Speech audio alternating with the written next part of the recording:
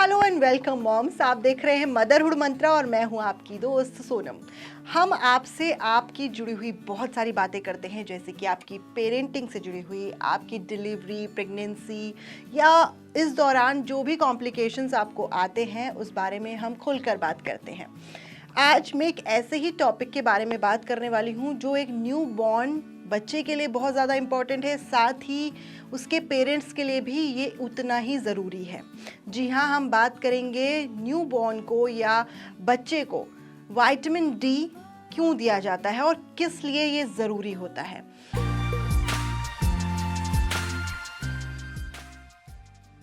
देखिए, जब बच्चा पैदा होता है तो उसे डॉक्टर फर्स्ट डे से ही विटामिन डी रिकमेंड कर देते हैं।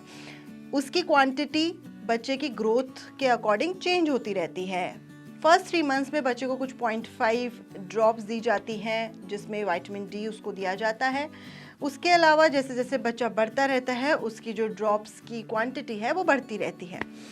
ये डॉक्टर्स आपको रिकमेंड करते हैं, लेकिन क्या आपने कभी सोचा है कि विटामिन डी बच्चे के लिए द फर्स्ट डे, जिस दिन से वो पैदा हुआ है, उसके लिए ज़रूरी है। 6 महीने के बाद, साल भर के बाद बच्चा जो है वो सॉलिड्स पर पूरी तरह से डिपेंडेंट होता है। माँ का दूध वो छोड़ देता है, लेकिन माँ के दूध के साथ साथ भी विटामिन डी चलता रहता है।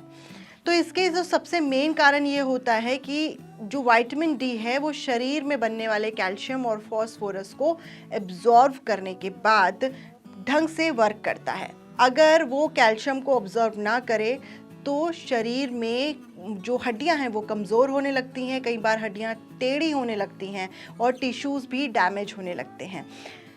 तो विटामिन डी इतना इम्पॉर्टेंट है। ये एक तरीके से बॉडी के अंदर कैल्शियम और फास्फोरस के वर्क को बैलेंस करने के लिए भी बहुत ज़रूरी है।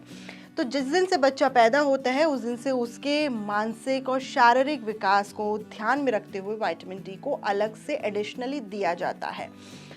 अब मैं आपको बता दूं कि अगर जिस बच्चे में विटामिन डी नहीं है और उसके शरीर में विटामिन डी की कमी हो रही है तो उसे क्या क्या दिक्कतें हो सकती हैं। सबसे पहली और प्राइम जो प्रॉब्लम है बच्चे को होती है, उसकी हड्डियां तिरछी होने लगती हैं, थोड़ी थोड़ी टेढ़ी हो जाती है, पैर सीधे नहीं होते, टेढ़े रहते हैं। और ये सारी चीज़ें उस वक्त तो नहीं आपको नज़र आएगी, लेकिन जैसे जैसे बच्चा बढ़ने लगेगा, उसकी ग्रोथ होने लगेगी, तब आपको ये कमी महसूस हो सकती है कि बच्चा जो है वो ढंग से खड़ा नहीं हो पा रहा है। बच्चा क्योंकि जिस तरह से वो ग्रोथ करेगा उस हिसाब से कोई बच्चा बहुत लेट चलना शुरू करता है, किसी बिना सहारे से खड़ा ही नहीं हो पाता क्योंकि उसकी हड्डियों में कमज़ोरी है, और उसका कारण कई बार विटामिन डी भी होता है। सबसे पहला प्रॉब्लम आपको बच्चे के अंदर ये नज़र आएगा। दूसरी चीज़, बच्चे की ओवरऑल डेवलपमेंट पर भी इसका असर पड़ता है। बच्चे के दिमागी विकास के लिए, ब्रेन डेवलपमेंट के लिए भी विटामिन डी की बहुत ज़्यादा ज़रूरत होती है, और अगर ऐसा ना हो तो ये भी आगे चलकर प्रॉब्लम कर सकता है। तो बच्चे के जो दांत हैं वो टाइम पर नहीं निकल पाते, बच्चे के दांत कमज़ोर होते हैं, बच्चों की दांतों की ग्रोथ अच्छी नहीं होती, इससे भी विटामिन डी का रिलेशन होता है। अगर कई केसेस में विटामिन डी ना मिले तो दांतों से रिलेटेड प्रॉब्लम भी बच्चे को आगे चलकर हो सकती है। इसके साथ साथ बच्चों के इम्यूनिटी पर भी इसका असर पड़ता है। बच्चे कमज़ोर रहते हैं, वेट गेन नहीं कर पाते अच्छा, और वो बीमार पड़ते रहते हैं, उनको बहुत ज़्यादा ज़रूरत होती है विटामिन डी की।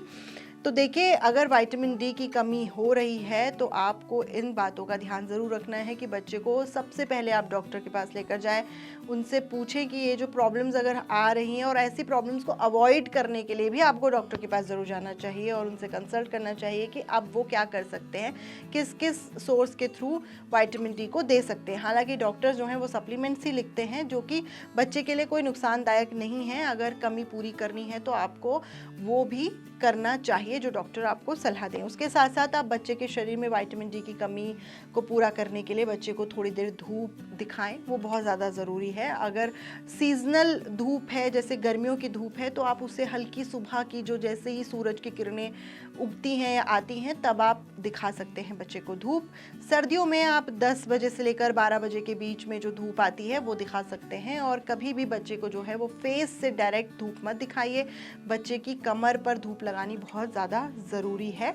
साथ ही साथ कुछ खाना यानी जो फूड्स होते हैं उसमें भी विटामिन डी रिच फूड जो हैं वो आप इंक्लूड कर सकते हैं बच्चे की डाइट में, जैसे कि काजू हो गया। ड्राई फ्रूट्स में भी विटामिन डी आपको मिल जाता है। आप बच्चे की डाइट में अंडा भी डाल सकते हैं, मशरूम खिला सकते हैं, हरी सब्जियां बच्चे को ज़रूर खिलाएं, सीजनल फ्रूट्स खिलाएं, ये भी बहुत ज़्यादा ज़रूरी होता है बच्चे की ओवरऑल ग्रोथ के लिए। तो आज हमने इस वीडियो में डिस्कस किया कि बच्चे के लिए विटामिन डी कितना ज़रूरी है। अगर आप भी अपने बच्चे को विटामिन डी की ड्रॉप्स नहीं देते हैं या विटामिन डी उसके खाने में इंक्लूड नहीं करते हैं तो अभी से करना शुरू कर दीजिए, क्योंकि बच्चे की ओवरऑल ग्रोथ, मेंटल और फिज़िकल दोनों ही ग्रोथ इससे हैम्पर करती हैं और साथ ही साथ बच्चे की हड्डियां भी कमज़ोर रहती हैं। तो उम्मीद करते हैं कि इस वीडियो से आपको काफ़ी कुछ इन्फॉर्मेशन मिली होगी। अगर किसी और टॉपिक पर या किसी और बात पर आपको कन्फ्यूजन है तो हमें कमेंट सेक्शन में लिखिए, हम उस पर भी वीडियो बनाएंगे।